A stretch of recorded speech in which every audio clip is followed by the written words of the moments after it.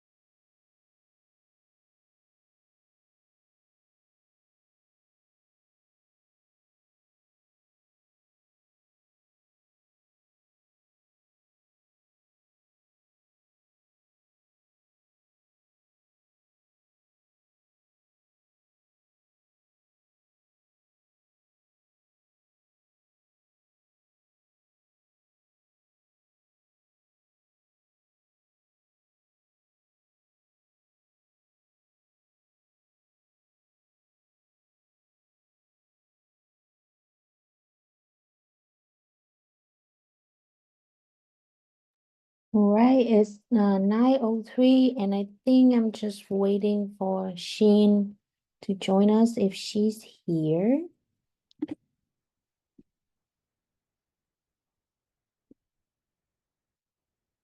If not, I think we can start with some of the agenda for the meetings today. So today we will have a special guest, Cynthia from Healthier Together Oregon. Um, um, she will join us and update on the Oregon State Health Assessment and the State Health Improvement Plan. And then we will also go on a round table and get updates from folks today on what's you working on. Second part is just housekeeping and address any registration questions. This sounds good to everyone. Good Oh, morning.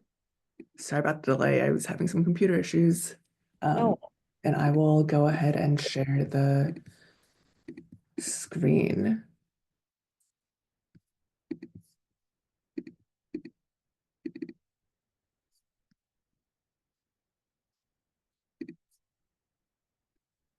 Awesome. And then for anyone who is new on here and I have not gotten to say hello to, my name is Shin. I am the executive director at OCFSN. It's really great to see some familiar faces and also some new faces. And thank you, Trin, for kicking us off. Yeah. And then I know I threw in some last minute slides. Um, oops.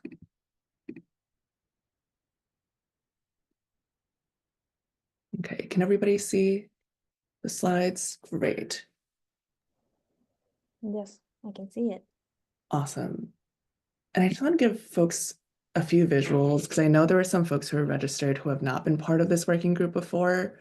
And I know there were a lot of questions that came up that were like very specific around, is the Bend Farmers Market going to provide Veggie RX again? I personally do not know the answer to that, but those are the kind of questions that if you ever just send straight to this working group email address, folks can help source that answer, or we can also help connect you to the right person. So what we do with this working group is that we're essentially providing this peer learning space, and we're convening folks and getting folks together to really talk about the topics that people are curious about or have been struggling with or are trying to dream up. And so a lot of times you'll see folks. So this presentation will get sent out after the working group call. So you'll be able to reference um, the links and URLs and all of that. So don't feel like you need to take all of the notes. And so this is just a list of some of the different roles of people who had registered for this meeting.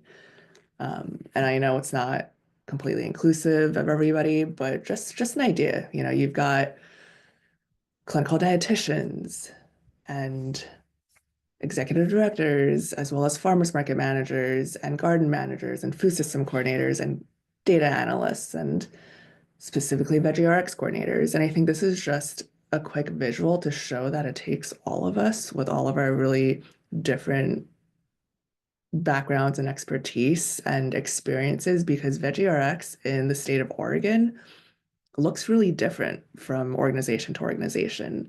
And it really kind of depends on what your community needs, and also a lot of times like the ways that you're able to cobble together funding. And so also some of the orgs that signed up, um,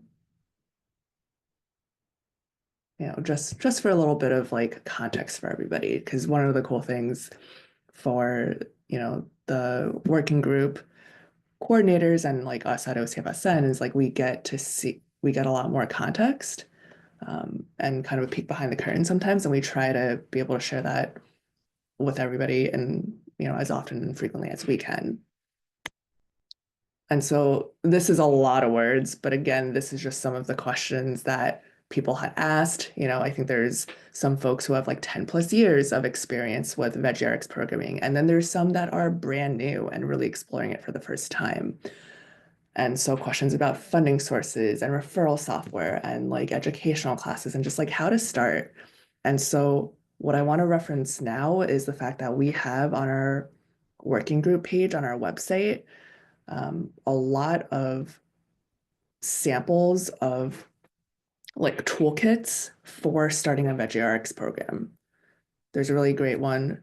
There's a couple different ones. And then, so I would definitely recommend folks to check those out. And then also oftentimes we'll receive questions about programming, and it's always really helpful when you're able to share with us where you're located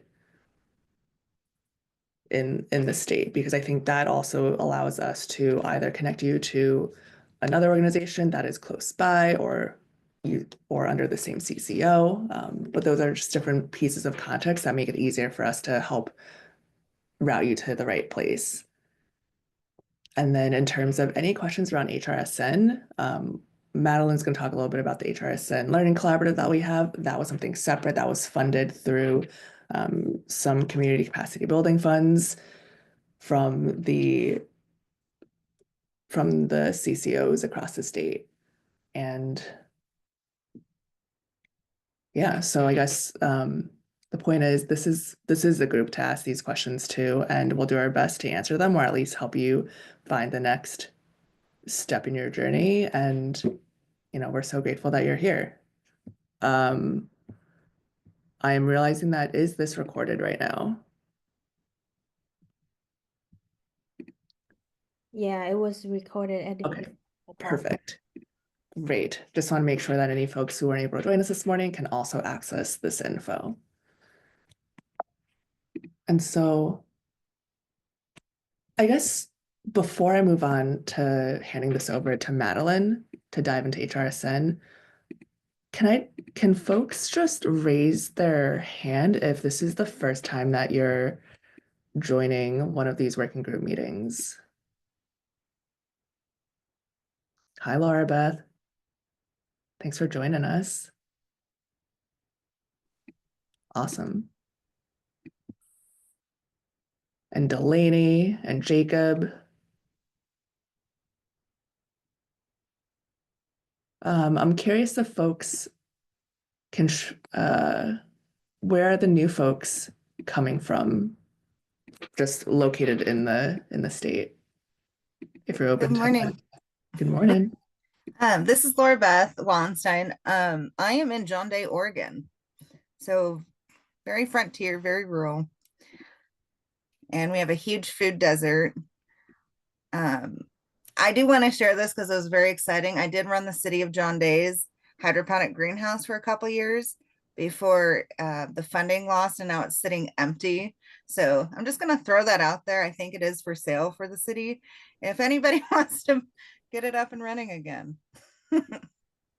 Very cool. Thanks for sharing that, Laura Beth, and we're glad you're here.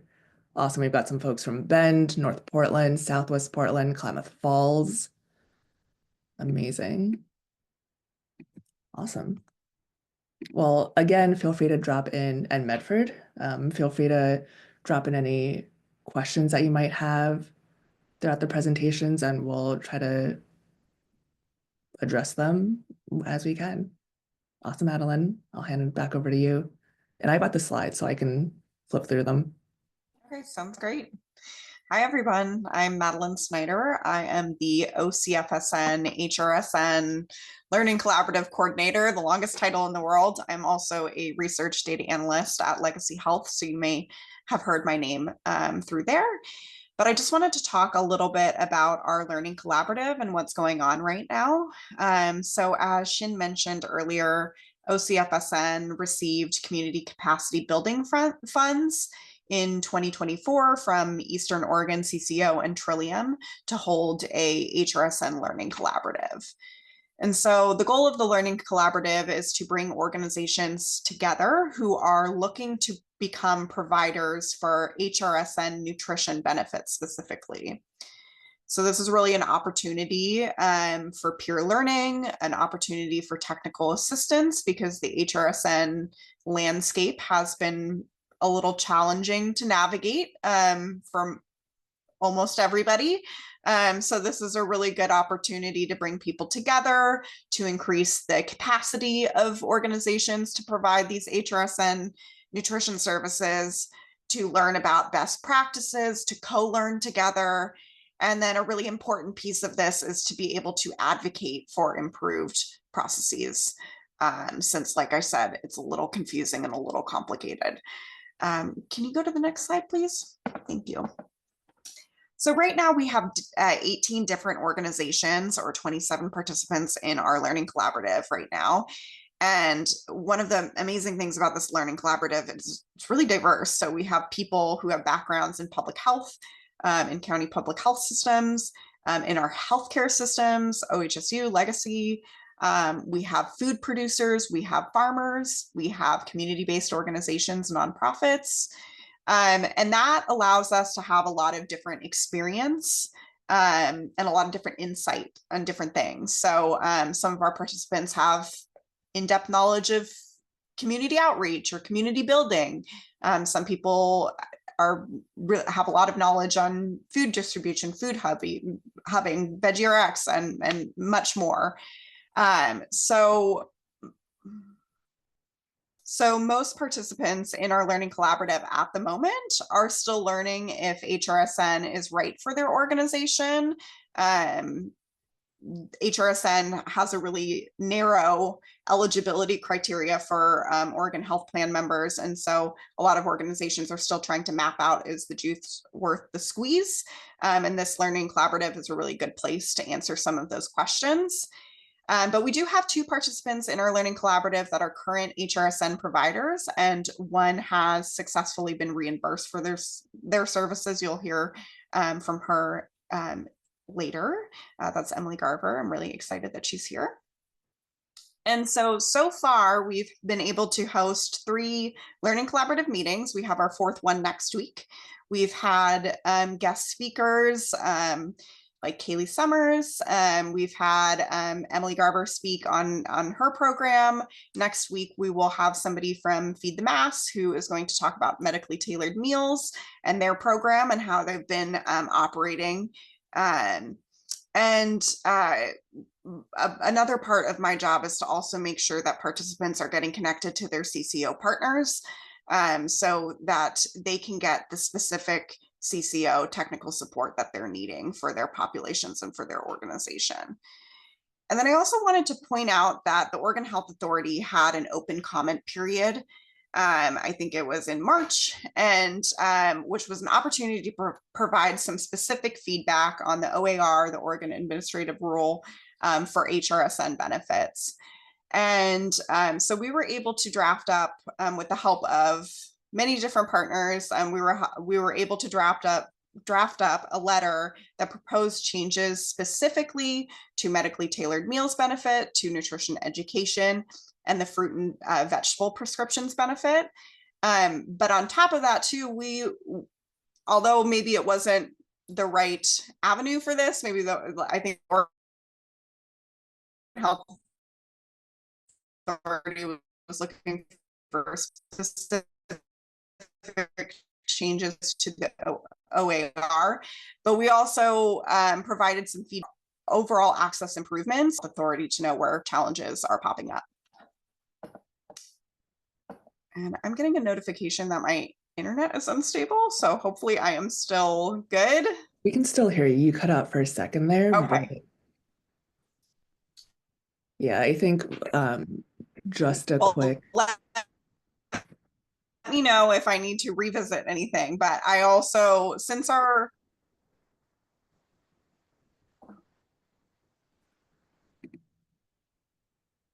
I think Madeline, you're definitely cutting out. I turn off your camera just in case that's helpful at all. Okay. So thank you, Madeline. I'm sorry we're missing the last bit of what you were sharing, but I think where Madeline's leaving off was that, when we have these opportunities as a collective to be able to share feedback with large public agencies like OHA, it's really important. And that's also one of the benefits of having someone in her role to be able to help coordinate and collect and then refine what we end up sharing so that there's this collective voice, I guess, and feedback. And so here is going to be a list of resources for folks who maybe aren't part of the Learning Collaborative, because that was a semi-closed group just because we wanted to make sure that we had this collaborative that was together for the duration of this year. And we are going to be in the process of applying for additional CCBF funds to continue this collaborative, because one of the things that has happened since the nutrition benefits launch is that there are a number of benefits, including the fruit and vegetable benefit, that has not gone live yet. So I think there's going to be a lot more opportunity for us to be able to collaboratively learn from each other. And so we will, if there are any folks who are not part of the collaborative this time around but are interested, please reach out to Madeline. She'll be able to we'll drop her email in the chat. should be on, I think I'm back now. I'm going to leave my camera off, but my contact information is on the next slide. So like Shin said, feel free to reach out. And also if you're trying to just get some baseline information on what HRSN is, those resources that are in those slides, I found to be very helpful when I was trying to first step into this role and navigate HRSN. So I definitely recommend taking a look. And I wanted to also point out that for HRSN, you can become an open card provider, or you can become a CCO provider, or you can become both. It's recommended to be both, but so really identifying who your CCO is and tapping into your CCO specific HRSN resources, I think is a really great place to start as well. Thanks, Madeline. And then most of the resources that we're creating in the Learning Collaborative will also end up being shared with the broader Veggie working group as well. And then let's welcome Emily Garver. Where are you? And I also have your slides on here. I'm almost here. There we go. Hi, Emily. Hi, good morning, everybody.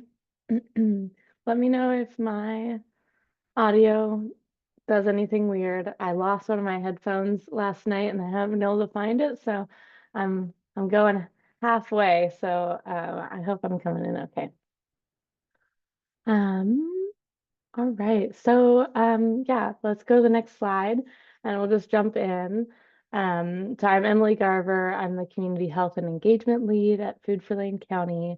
So it sounds like we're from all over the state here. So we are the regional food bank out of Lane County, as the name implies. And so there's my contact info in case you wanted to reach out later. I'm happy to answer questions because I do have a bit of experience now in the HRSN nutrition world. Yep. So these are the benefits that we are or will be providing when it comes to HRSN. So we've already been providing outreach and engagement, which is the HRSN screenings for eligibility, as well as in that process, we're also like, we're saying, hey, you can, get these other benefits down the line. Do you want to see if you qualify?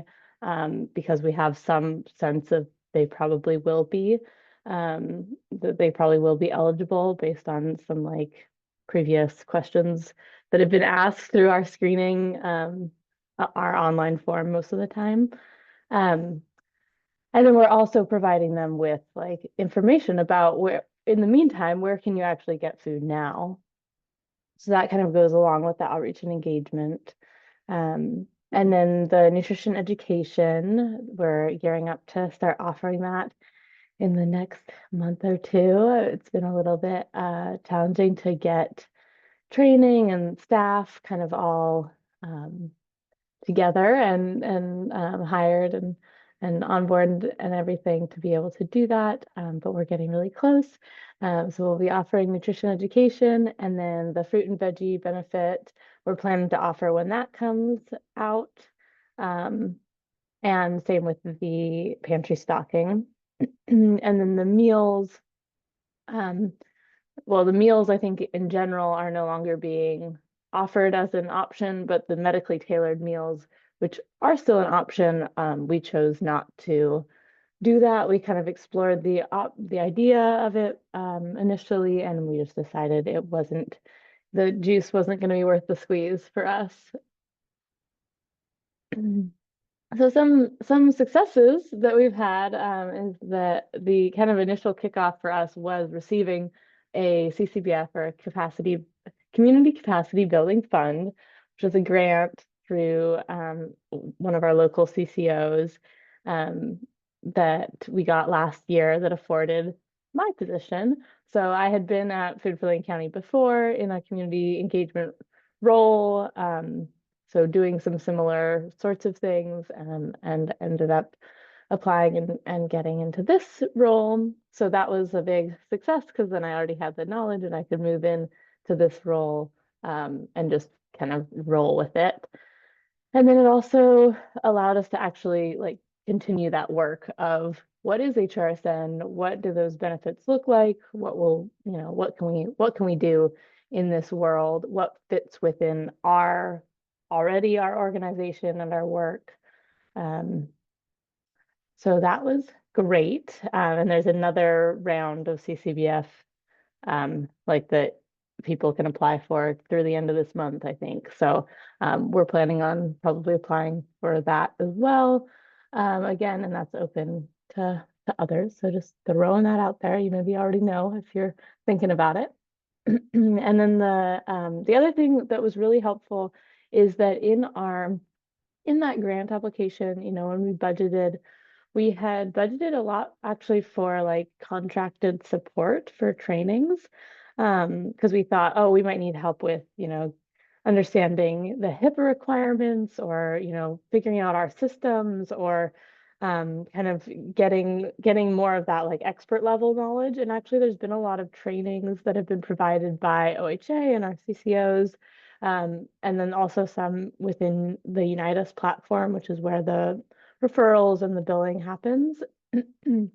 So that's actually been a big boon, where we haven't had to spend that money in that way. So we've been able to divert it towards essentially getting staff to be able to actually provide more benefits, mostly nutrition education, because that's that's the option right now, and that's what we're really focused on. And they've also had like live trainings and stuff, which has been really helpful, and we've been able to ask questions. Yeah, and then one extra tip that Madeline and I both recently learned about is HealthShare on their CCBF website. Through the end of May, you can book one-on-one technical assistance time with CSH, like Center for Supportive Housing, and they have, so that's a really great free resource for getting one-on-one support. Yeah, I think Trillium down here also has, or maybe it's even broader to the whole state. They also have a technical assistance call option.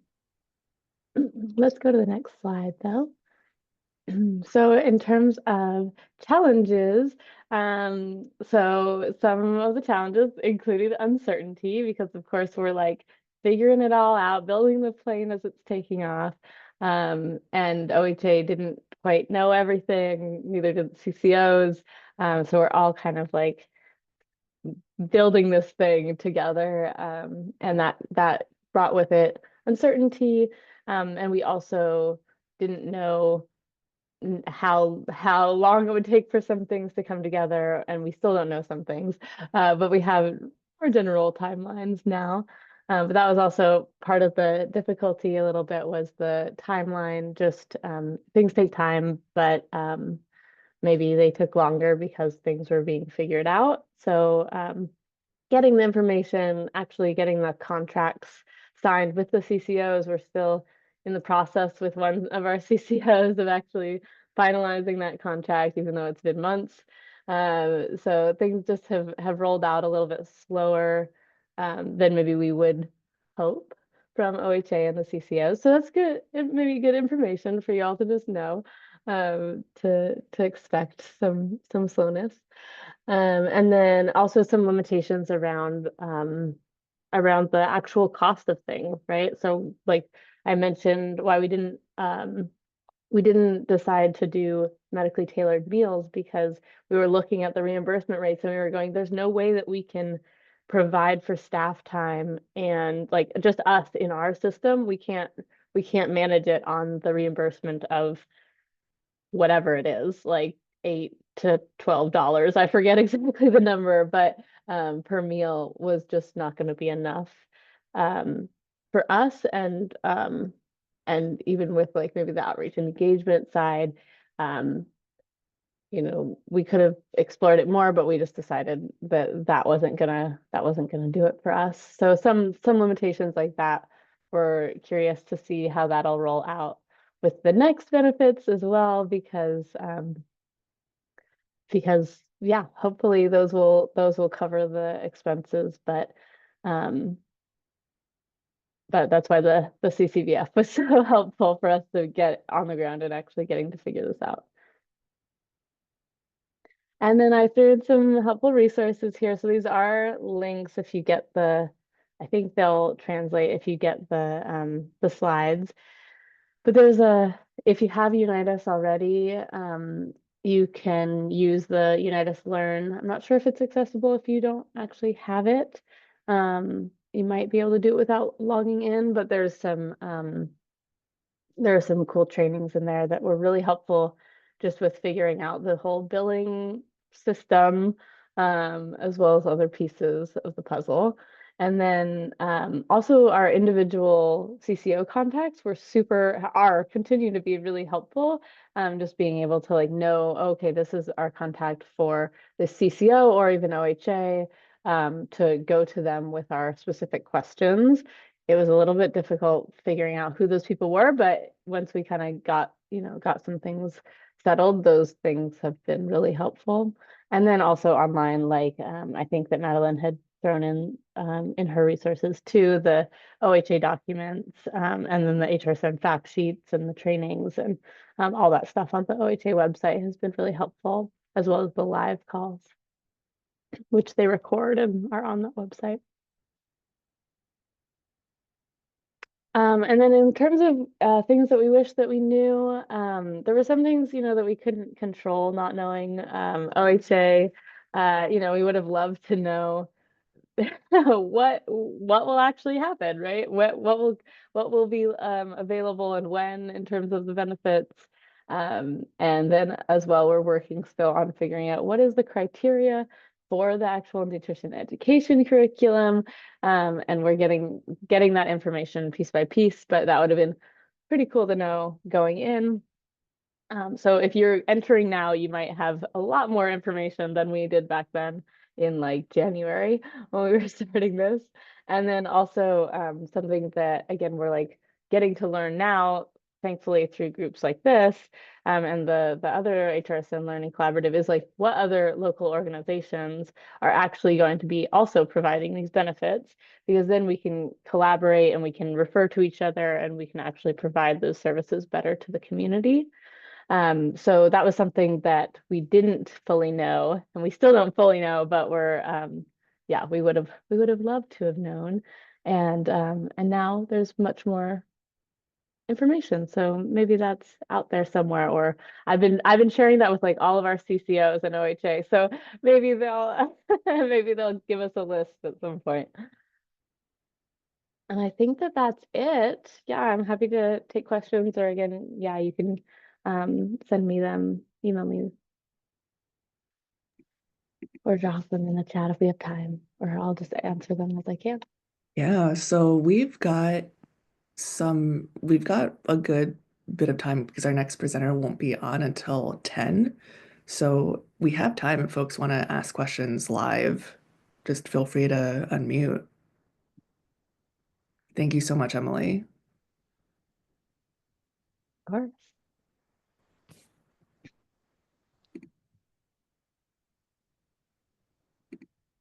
Emily, can I ask a question about, it sounds like you have been successfully reimbursed for O&E, but not necessarily nutrition education yet.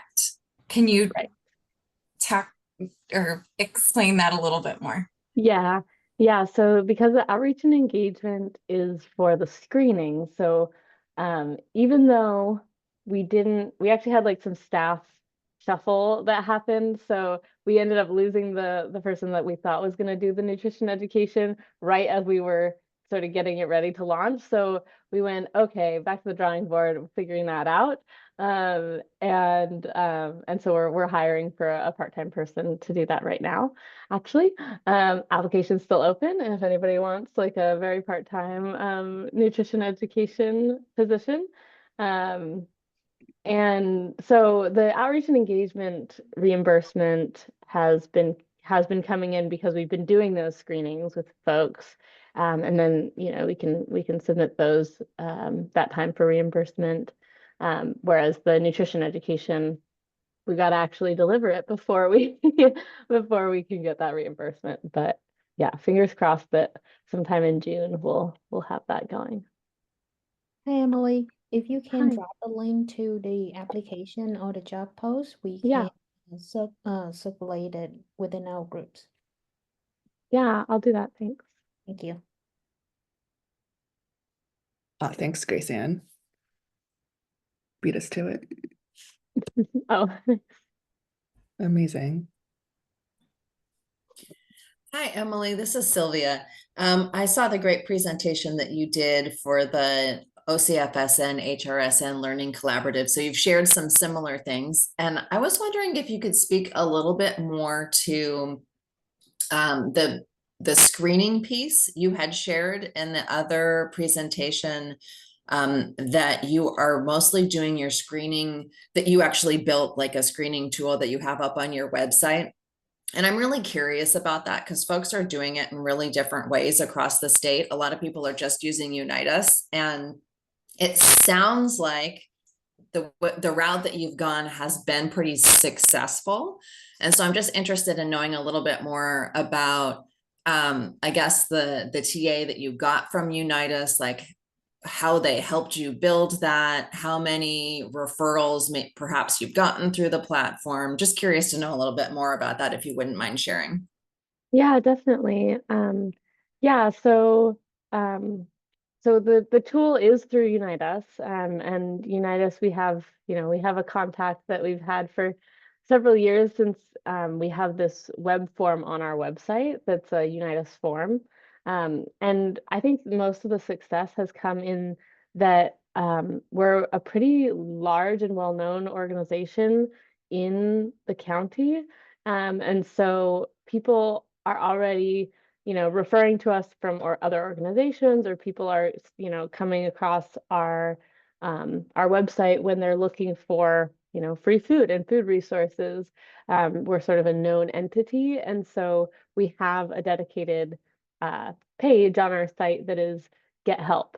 And the idea behind it when we created it a few years ago, when Unitas was kind of just starting out, was to just have a place where people could send basically a message, and that would go to our front desk folk, and then they would be able to respond with an email and follow up by phone about what resources they could access in the area that they are in, and kind of personalize it to their situation a bit.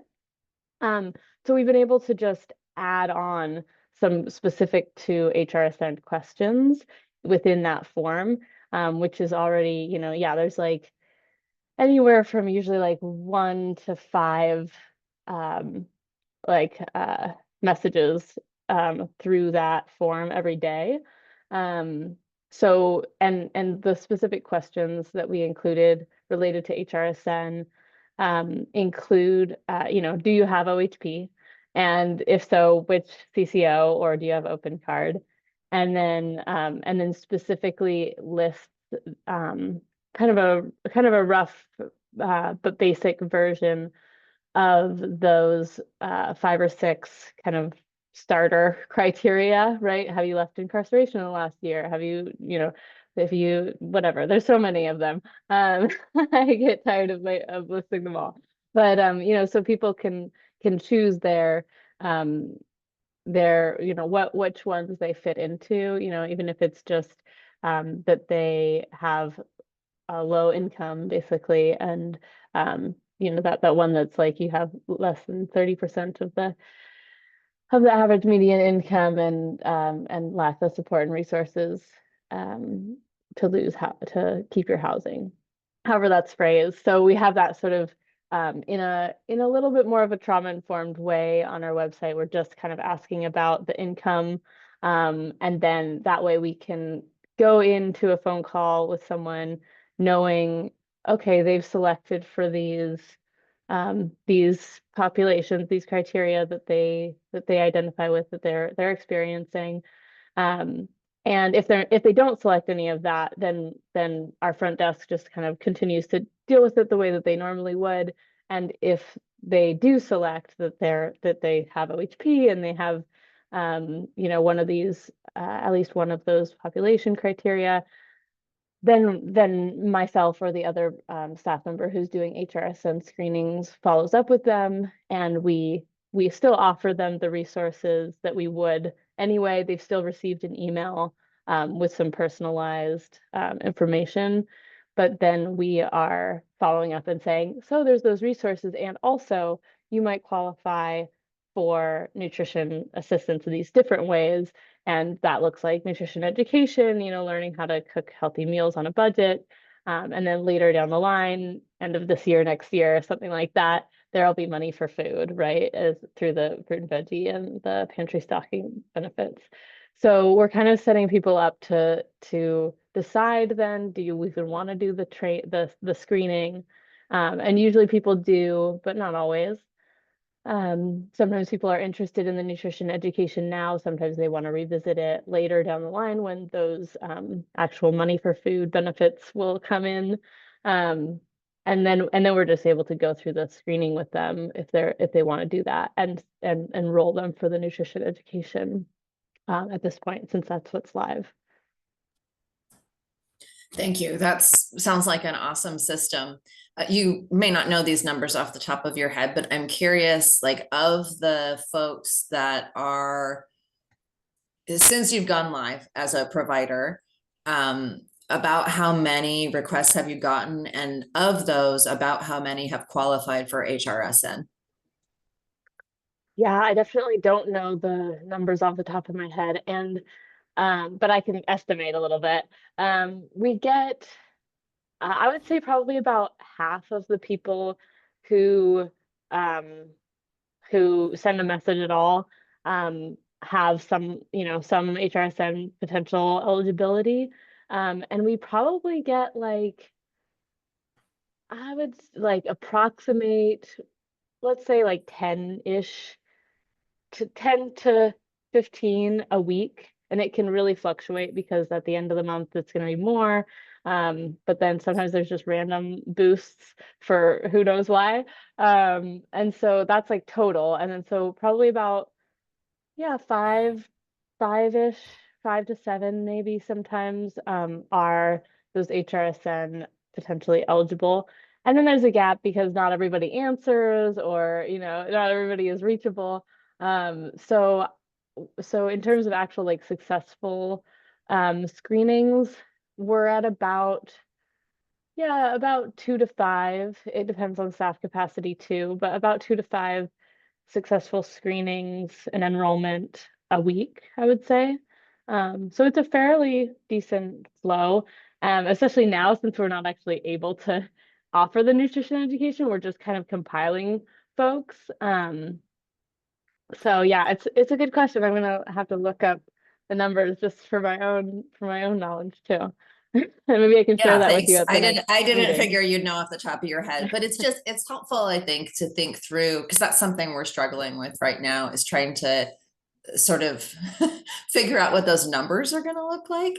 And right now I think it's I don't know, just hard to know. So thank you for sharing that. I really appreciate that. And thanks for all the early work you've done. It's great for the rest of us who are trailing behind you to have a trailblazer. So thank you. Yeah, totally. And maybe it's helpful to, in terms of the actual numbers of dollars, because that's what that would reflect, because it's not usually a 15-minute call, which is the increment, right? So it's usually, usually it can be 15 minutes, but it's usually more like a 30-minute, sometimes longer screening.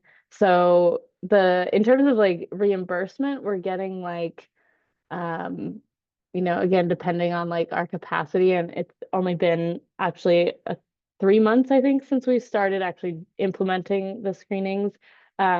We've been getting around like 200 to 300 a month in terms of reimbursement, something like that. That's rough, but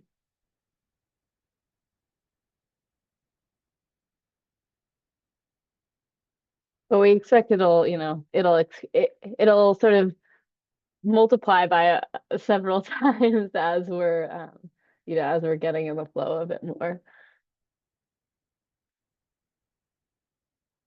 Any other questions? I like this. This is fun. Emily, I part think- of your screening Yeah. too, it sounds like the majority of the O&E or outreach and engagement for as you're doing the screenings and following up with folks is specifically for nutrition, but have you also helped folks with housing and climate requests as well? Yeah, that's been like one of those things that it would have been nice to know earlier of how to do that, but they sort of feels like they just sort of figured out that process. So we haven't actually supported anyone going through the process because you have to do it kind of outside of the United system as it stands right now, at least with our CCOs. So it's taken a while to kind of get a hold of what that looks like. But I do anticipate that we'll start to help people make those assistance requests. Because yeah, oftentimes when we're talking to people, you know, they're sharing all this stuff, and it's very frequent that they would probably also be eligible for housing support as well. So yes, that's the plan, but we haven't much yet.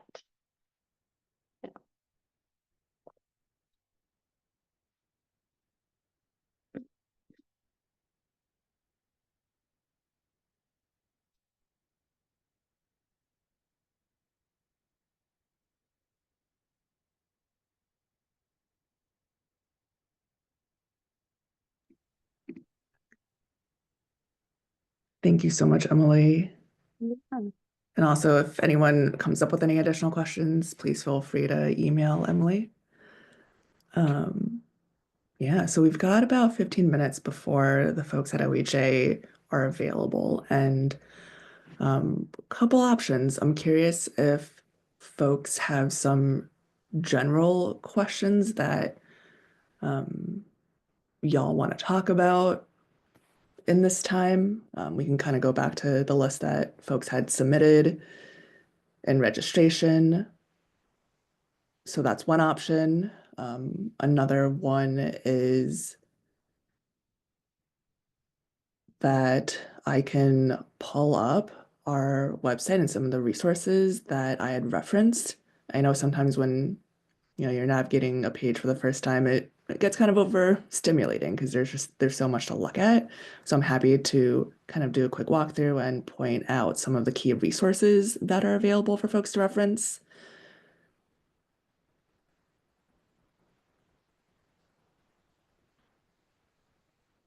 Shin, Hey, I had Amber. I had a question. If there aren't any other folks that want to jump in. So I am new again to this group because I'm in a new role. And back in healthcare, and as a dietitian and working at a behavioral mental health facility. So so many of the patients I see have Oregon Health Plan and have been in a behavioral mental health facility and sometimes also have been incarcerated within the last year. And then many of the youth interact with the foster care system because we have youth as well. So just imagining that a lot of them would qualify. So I'm wondering from like this direction, how I would connect with someone like Food for Lane County. I'm in the Portland area though. And maybe Emily, you'd have some thoughts on this, or examples if you've had a provider reach out to you, but like to better or like best direct folks or screen folks within that setting. And maybe that's just, I'm so new to this role that maybe it's just like connecting with our social workers or that, something like that. But would love to hear thoughts or if others have had similar experiences.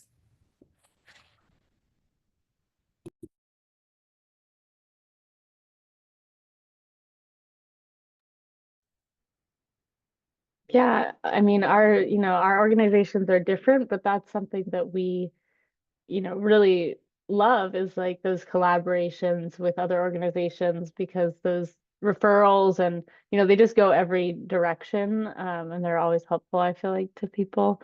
Up in Portland area, I know that there is a little bit of a different system for people going through the HRSN screening. So I don't know if you are like thinking that y'all would become an HRSN provider, which would mean that you could actually do the screenings yourselves, or you're thinking more like actually like referring people, like going, okay, maybe you're eligible because of kind of a pre-screening. And then, yeah, okay, and then sharing that referral with another organization that could do the screening. So in Portland, probably somebody else knows better than I do, Shin. Yeah. Well, actually, Kaylee, I'm going to let you take this one. Yeah. Hi, Amber. Welcome back to the group. And hi, everyone. If we haven't seen each other in a while, I also am in a new role at Care Oregon.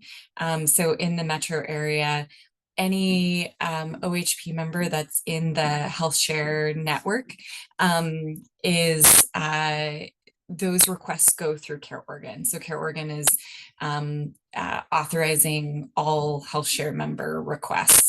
That's for climate, housing, and nutrition. And I put a link in the chat that has our social needs assistance page. And there's like different tabs on there for housing, climate, nutrition. That includes requests both for HRSN and for HRSF, which is the flex funds. And because it's a requirement from OHA that if it is a housing, climate, or nutrition request, CCOs have to screen for HRSN first. And it needs to be, if the person is eligible for HRSN, it must be billed through HRSN first before it's considered for flex. So what Care Oregon has done is there's one request form, and that is getting screened whether if you know the person you're working with is like, I don't know if they're eligible for HRSN, but they might be eligible for the flex funds. It would be the same application or the same request form, no matter what. So I put that in there. There's links to that request form, both through Unite Us, and there's like a PDF digital form as well, depending on how you want to do that. You can certainly help assist, clients that you're working with. And there are also HRSN nutrition contracted providers. So all of our contracted nutrition providers through Care Oregon are also contracted let me stop that. Most of them are contracted for O&E, that outreach and engagement portion.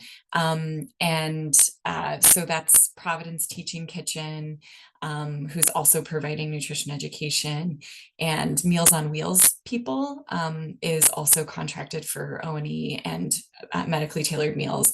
So some of the folks that you're working with that are leaving a behavioral health facility or have left incarceration in the last 12 months.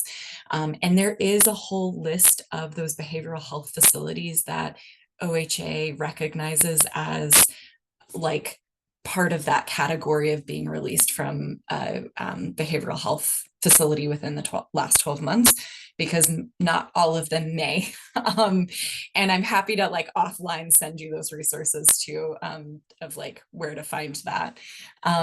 Yeah, I'll put my email in the chat. But that could, if you want to help screen your patients or clients through that social needs assistance page to kind of figure that out, or potentially I would probably like have a conversation with Providence Teaching Kitchen or Meals on Wheels people, so they know that like there's not just a bunch of like random requests that are suddenly being sent by Amber, but kind of see, is that something that they could help field that assistance with? Yeah.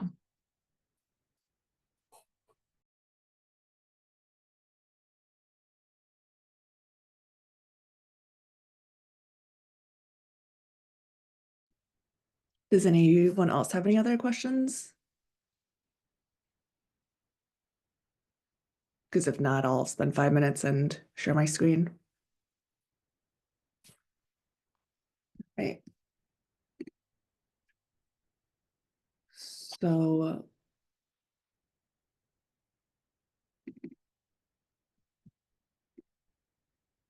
can everybody see my screen? It's the OCFSN homepage. Okay, awesome.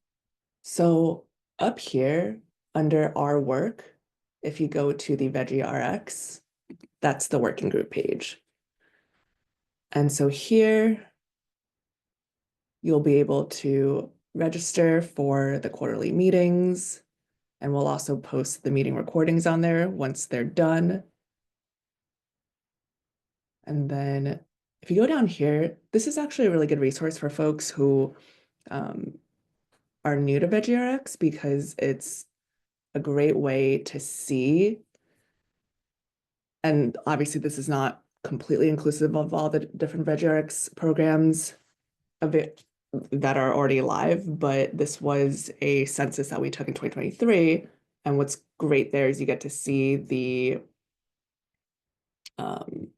spread of prescribing sites, where some of the gaps in coverage were, which some of this is no longer true at this point, but then you get to see the different like context for like how much staff versus volunteers do programs have, what is like the volume of households served, and then just a lot of different information around what is provided and what their VeggieRx programs will look like. And so we're not going to be able to have capacity this year to do another census, but this is something that I know a few other groups are working on a smaller version of, and we'll hopefully try to do this again in next year. And then there's also some examples of a couple organizations who went from using paper vouchers to paperless programming, and the benefits and also challenges that come along with that. And then under resources here, so if you click on this shared drive, you'll be able to access, the previous strategic plan that we had, as well as all of the monthly meeting content. So like the slides and all of that. And then under VeggieRx Toolkit, you'll be able to see different manuals, like Adelante has one, CSA Partnerships for Health also has the guide and toolkit, and then just a few different like enrollment form samples, and just other different types of templates. And then here is kind of, top level, a few specific ones as well for folks who are interested in starting a VeggieRx program. This is a great place to start. And yeah, and anyone on here, if you're not receiving our bi-monthly newsletter, definitely make sure to join our mailing list and get connected that way. And I see that Cintia has joined us. Hello. Thank you so much for coming. Yes, I'm so excited to be here. My name is Cintia Vimiero. I use pronouns she, her, and ella, and I identify myself as Afro-Latino woman. I work for the Oregon Health Authority on the Public Health Director's Office, and I am the Healthier Together Oregon Strategist. So Healthier Together Oregon is the name of our state health improvement plan, and that's what I'm here to talk to you about. And here, thanks so much for sharing. I was going to ask, I'm having a lot of glitches. I need to take my computer to fix because it's not working. So thanks for sharing the slides. That's awesome. So yeah, it's a pleasure to be here. I'm gonna go kind of fast on this presentation, but I wanna beforehand say, please do contact me if you have questions and concerns, but most importantly, I want you to engage with the survey.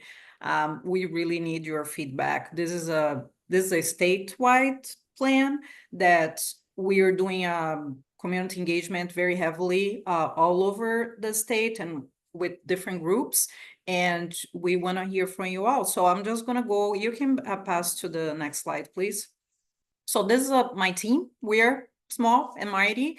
So myself, and then we have Victoria, she leads the SHA, the State Health Assessment, and we have Jamila that's doing a lot of work with the steering committee, right? So the steering committee is a group of about 24 folks, representation from most areas of the state, community-based organizations, coordinate care organizations, community organizers, tribal representation, and we also have our epidemiologist on the OHA side as part of the committee, and they are the ones really helping and leading this work with us. And we have Dosa that does a lot of community engagement with myself and helping us through this process. So I'm going to talk about just a high overview. What is the State Health Improvement Plan, and what do you think the next priorities should be like? And please, Shan, do interrupt me. I'm looking at the time as well, but keep me on track here. Thank you. Next slide. Yeah, you've got through 10:30. All right, cool. But I want to leave some space for folks if they have questions too. Next slide, please. There we go. So what is the State Health Improvement Plan, right? So it's a roadmap that outlines the strategies to address our state big health priorities. It is a huge document that can be used to inform policy. Favorite part of my job, to build partnerships, because we cannot do this work without you all and the larger partners around the state. Investments, right? Especially in times like now. I won't get into it, the politics of it, but I think it's I need to be transparent. It is tough times right now, and I think no, we can use this document to leverage, right? To leverage some investments with partners inside and outside of government. And other state agencies as well. And most importantly, I'm not sure if you're all familiar, but the OHA as an agency, we also have a strategic plan, and the State Health Improvement Plan is also work in alignment with the OHA strategic plan. If you never heard about that one, I can drop some links here later for Shane to share with y'all. And as I mentioned, Healthier Together Oregon is the name of our State Health Improvement Plan. So you're going to be hearing those two terms interchangeably, but they are the same thing. Next slide, please. So overview of the ship, right? So what we do is really the framing, right? So the steering committee helped and created the mission and the vision for this work, and also their values together with us from the agency. And we are right now working to identify the next priorities, right? The current ship, I don't know if you're familiar with that one either. So we had the current ship started in 2020. I also want to mention that's when COVID also came on board, and we had 5 priorities and 64 strategies, which was a lot. And a lot of the plan was outside the public health realm, right? Which also made very difficult for us, since this plan sits under the public health, to move a lot of those priorities and strategies forward. So this time around, we were trying to focus a little more on public health, but continue working in partnership and in collaboration with other partners. So, and that's why I'm here today to really ask your feedback about the upcoming priorities. And the next phase of it would to be collecting feedback on the strategies. No, you can move forward. That's perfect time. Thank you. So this is what was the priorities, as I mentioned, from the previous ship, current one, until we have a new one. And they are very broad, as you can tell, right? Institutional bias, adverse trauma and toxic stress, behavioral health, economic drivers of health, such as housing, transportation, and access to equitable preventive health care. A lot of those things, they sit outside of public health. We do work in partnership with them, but and you can go to the next slide, please. We can only control and have power to change in our bubble, right? We can only advise other partners to do their work. So with that in mind, what we're doing now is to asking feedback, not only from partners, and I'm considering all of you as partners, but also internally with the staff that's going to do this work, right? Because I also see internal folks as community members. So one thing that I think is very important to mention, I work for public health, and sometimes on the public health side, we speak public health language, which is not very good because my work is to focus a lot on community, right? So I try as much as I can to translate the public health language to community level language. And I think that's something that we are hearing a lot of feedback on, how to make those more clear and more approachable to community to see themselves in the plan, right? The last plan was very public healthy too on the language that we used. And when community members saw the plan, I'm like, I don't really see myself here. What is that all about? So we're trying to change that with a lot of feedback that we have received in those past 4 years from community members and folks from all over the state. Because we want this plan to be something that everybody can see themselves and can use to move their work forward. Next slide, please. So what should our new priorities be? Next slide, please. So I mentioned this a little bit, but I just want to emphasize with this picture here, something to consider as we move forward, right? And as you added your comments on the survey as well. As I mentioned, I'm sitting on the Public Health Director's office. And you see our realm of control here is bigger under our own division, right? So we have little less influence when it comes to other systems like the Department of Education, the behavioral health, and also when we think about CHIPS, the community health improvement plans, those are developed on this local level, right? So OHA, Oregon we have a decentralized public health systems, which means what happens here in the public health and OHA, we can only pass this information on the local level. So local public health departments, they have the authority to move forward with the work as they please, right? So I think that's a very important point for me to mention here. And the same goes on for CCOs, right? Coordinated care organizations, they do their work and the community health improvement plans on a community level. OHA, yes, we have some agreements with coordinated care organizations, but they have the power and the liberty to do the work in the way they think fits their local level.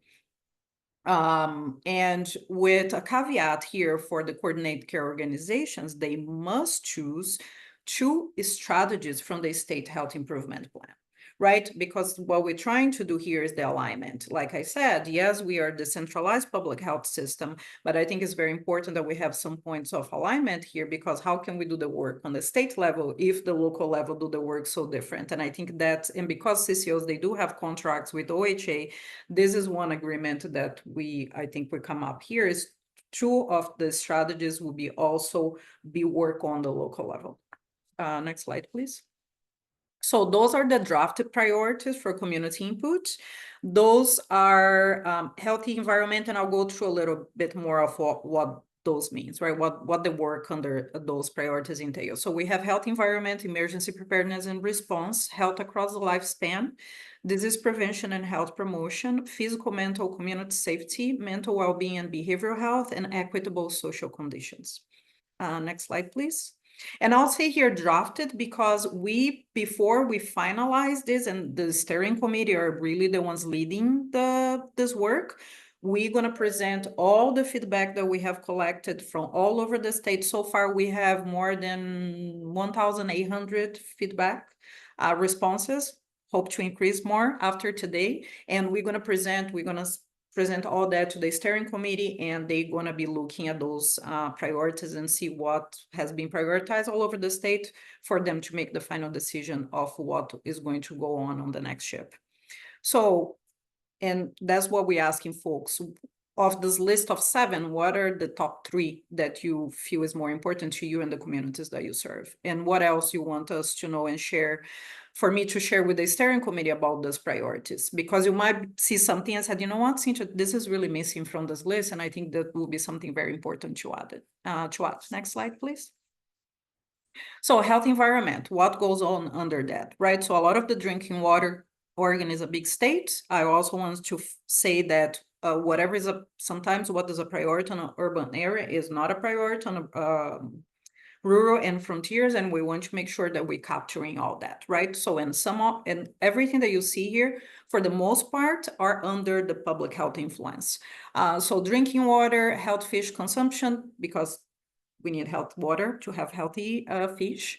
Healthy homes free of environmental hazards, especially during extreme heat, colds, and also prevention from contamination from lead, especially with kids.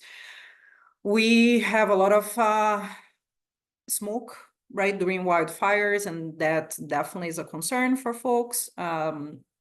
And then preventive food poisoning, right? So if we have air, soil, and water that's contaminated, most likely is going to contaminate our food as well. But also you add the food handling in restaurants and other places as well. Next slide, please. So for emergency preparedness and response, we have here the safety of folks, right? So the responses and systems on the local and state level before, during, and after emergencies. State, local, and community organizations support community plan and collaboration, right? So it's very important that, and community practices and systems that include community members, because sometimes when we're thinking about emergency preparedness, is the community might think that we only think that on the system state level, but we want to make sure that to capture what are the needs on the community level. How can we engage community members through this process before, during, and after emergency? Next slide, please. Health across the lifespan. That and all those priorities that were discussed within the steering committee, and they were the ones together with OHA staff that have proposed those priorities to share with y'all. Stuff that they deem important. Health across the lifespan. This one is a huge one for a lot of folks as I'm talking to them and collecting feedback, because we have a very diverse population here in Oregon, right? So, and folks think that we should be looking at pregnant women until, baby fetus inside the belly, until you are elderly, and what goes on under those things, right? So access to immunization and vaccination, fall prevention for older adults will be one, but it's much broader than that. Access to prevent care through school-based health programs, dental visits and screening, right? So, and especially policy and programs that promote and improve health for people from their entire lifespan. Next slide, please. So disease prevention and health promotion. So what goes under this priority, right? So people living in Oregon can access healthcare and services by working with people who have ties to their communities. We're talking here about community health workers, for example. We talk about everybody under the traditional health worker framework. Share the link. Oh, definitely. I'm seeing a message here. I'll definitely can share the link, and I'll share the link for the website where you can find all the information. And as I'm going through, please, if you have questions, add them in there on the chat, because I'm looking at the time. It's 10:12. I wanna have time to you all share your concerns or questions and feedback. So disease prevention and health promotion, STI testing and treatment. This is a huge one here in Oregon. For example, syphilis has increased 400%, congenital syphilis, access to immunization and vaccines, tobacco and alcohol and drug prevention control, and especially the importance of doing culturally tailored specific disease prevention and interventions as we're thinking about all populations and the diverse folks that we have here in Oregon too. Next slide, please. So physical, mental, and community safety. This is more looking at the holistic aspects of an individual, right? So we have, with the steering committee mentioned, we need neighborhoods with nice parks, clean and safe spaces, because that impacts people's health as well and their mental well-being. The importance of training doctors, social workers, and other folks that provide social services. Community-specific programs, they can help prevent abuse. Institutions and systems that are working to remove unfair treatment and that treat everyone with respect, right? So, and then also focus on prevention, intervention, or adverse childhood experience, and that will be, does the children experience violence at home? Are they going to school? Do they have access to healthy meals? Do they have access to good schooling? And so on and so forth. That impacts the outcome of health when they become, young children, youth, and older adults. Next slide, please. And then mental health, well-being, and behavioral health, the same thing, right? The same thing with health environment, all the looking at the holistic approach of an individual is not just being sick on the body, but like the mental aspects of it is very important. So substance use prevention, harm reduction is a huge one. Overdose prevention goes under that one too. Home visits for households with pregnant women, infants, and young children, and the need for have more mental and behavioral health for school kids at the school-based programs. Next slide, please. And then equitable social conditions.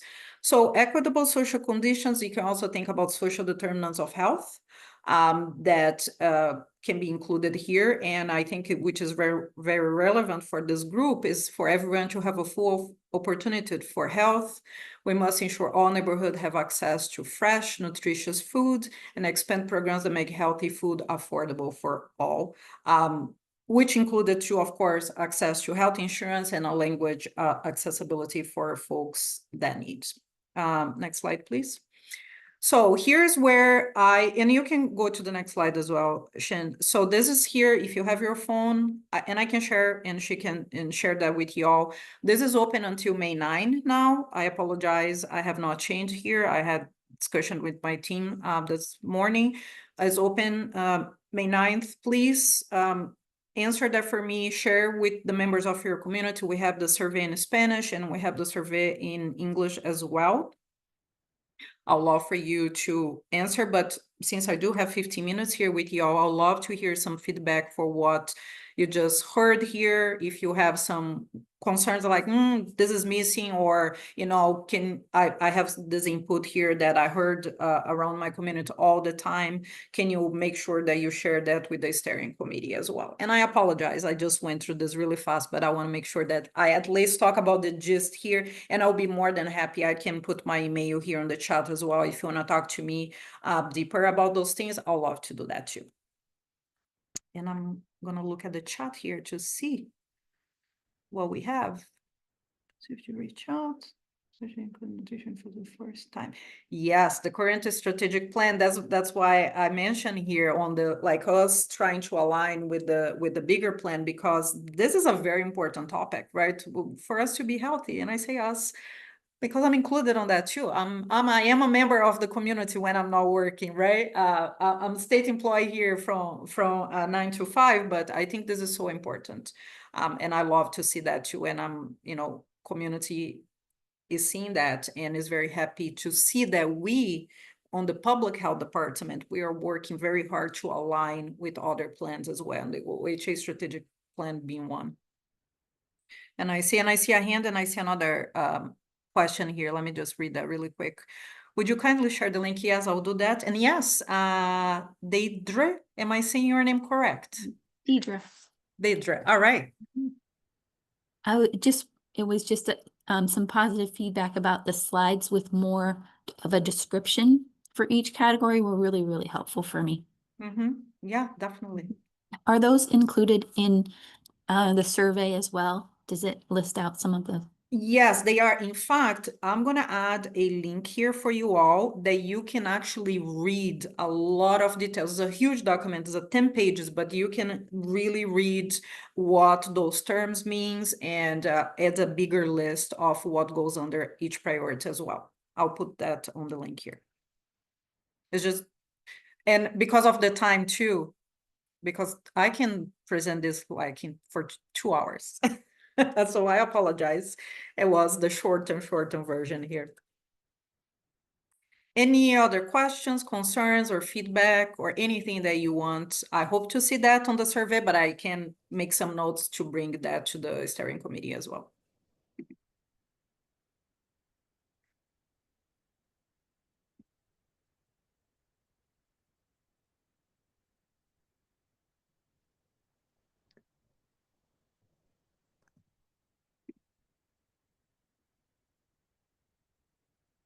And I also I'm sure for some folks, this is the first time that you're hearing about the state health improvement plan.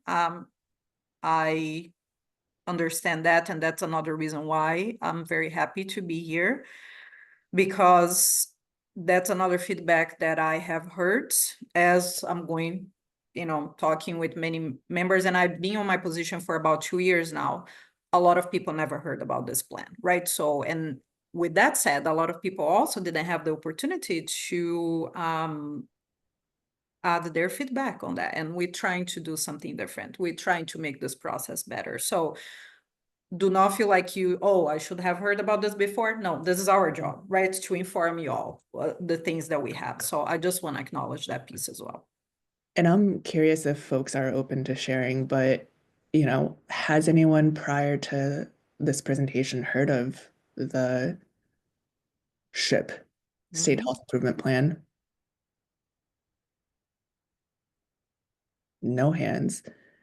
Yeah, and like you said, Cintia, you're only, what, 2 years into this role, and you have a pretty small team for a statewide team. So, thank you for everything that you've already been doing. And Yeah, it's and like on the ship itself is only me for the state, for the whole state. So because my team they do other stuff. So yes, it is a lot. But I think that's why I mentioned at the beginning of this presentation, partnership to me is something really important. And I feel very privileged to be sitting where I sit right now. But my background, my lived experience is through community, right? So, and I think that we need to take those big plans outside of the state level and bring more to the community level, with a language that is easier for people to understand as well, right? As I mentioned at the beginning, public healthy language is very hard, and that's how most folks, they are used to talk. I am privileged because I'm coming from community, and that's not the way I talk. I don't talk public healthy. I talk on a very community level language, and sometimes it's hard for me even to talk internally, but that's my push, that's my privilege right there, for me to be sitting where I'm sitting and like remind folks that's not how the people talk. That's not how people understand things, right? So I think that to me why I met him, I think when I first come to my position 2 years ago. That's been a minute, and I met Kelly too. So, and it's been a minute, and I go around. So I think that's the most important thing, and hear from folks, like what all this means to you, because that in the end of the day, they impact you, we impact the communities that you serve, and they impact the work that you're doing too with Veggie prescriptions. So please do share your feedback. And I know there was a lot to process. I don't expect, if you don't have anything right now, that's totally fine. But yes, I'll love to hear from you or more. And that's an opportunity to share this out with your friends, with your family, this link for them to be part of this process as well. And as I'm talking here, I'm trying to find the link for, oops, let's see if I can get it from the website where you can see more information. And here it is. And remind us again, once this new ship is formalized, how long is it active for? Yes, so it is 5 years, so we work in cycles. So we did the SHA start in October, the state health assessment, and now we are doing the ship redevelopment. So we're gonna have a new ship. I don't like to say new, we're gonna have a better redeveloped ship in September. So, and then the new ship is going to be 2025, September 2025, September 2029. So every 5 years we renew this plan. However, I want to remind folks that this is a live document, especially in current times, right? And we learned a lot during COVID, because this plan, the current plan, was released in 2020. And guess what? We have COVID, and we had to shift everything that we are doing, right? So I think this time around, we're taking this into consideration as well. We might have another pandemic. I hope not. We might have something else. How do we shift that? How do we keep engaging with folks to be able to change this plan as we moving along with whatever, reality that we have? And when I come reality, can be anything from funding to a health crisis that we don't know. That could happen. And also, I think the need to continue work with local partners, as I mentioned, right? So we are a decentralized public health system. A lot of the work happens on the community level as well, because local public health departments and community coordinate care organizations, they have a lot of leverage to do their work independently from the state, right? So we work together, but the power dynamics, they are, I need to mention that they are, they're here, and that's something that we need to dance. Yeah.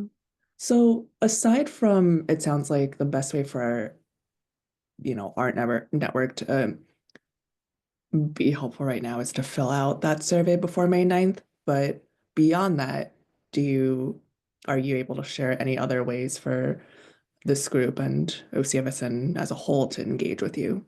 Yes, I think I'm planning to continue coming over here to share with you the progress of this work. I think that's another piece here. This is not the first time, not the last time that I'm going to be here.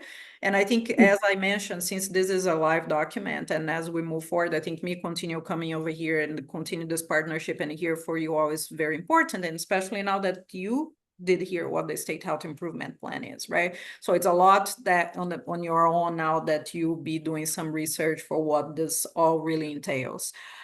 Shane, we continue our relationship here too. Please, whatever you hear from your communities, you have a straight line of communication with me. But I really, really want to encourage, please do fill it up. The survey is very important that we hear from a diverse group of folks. Please do share this with folks that you work with your communities, with your family, with your friends, different ages too. I want to emphasize that piece, and I have 3 minutes. I'm going to finish up with that. Please include the youth in this process, right? So if you have kids, if you have friends with kids, share the survey with them as well. It's very, very important that we hear from youth. It's very important that we hear from elderly folks. It's very important that we hear from all ages. And that's another feedback that I heard a lot, that people say, you all only, when I say you all, state, right? So you only talk to adults, you only talk to a very specific group, because those groups are people, they are well educated, they have time to get involvement with the government. What about the rest of us? And this is an opportunity here for you. So please do share that with the youth if you know, if you have them on your circle. And yeah, thank you so much. I don't want to take any more of your time. That was very, very nice to be here and to share this with y'all, and especially if you never heard about the ship. So I feel like that made my day. So now you know, and you're gonna share this information with other folks as well. And keep us accountable. That's the most important thing too. Thank you so much for joining us today. All right. Well, you all have a great morning, and I'll see you soon. Awesome. Thank you. Bye. Bye, Cynthia. And then also, I dropped in the chat, but we will plan on emailing out the slide deck as well as the meeting recording later this week. So thank you again, everybody, for joining us today. And we'll see you again for our next quarterly meeting in August. We do not have a set agenda yet. So if you have opinions on what you'd like us to cover next time, definitely email us. Awesome. Thanks so much. Have a great rest of your week, everyone. Bye.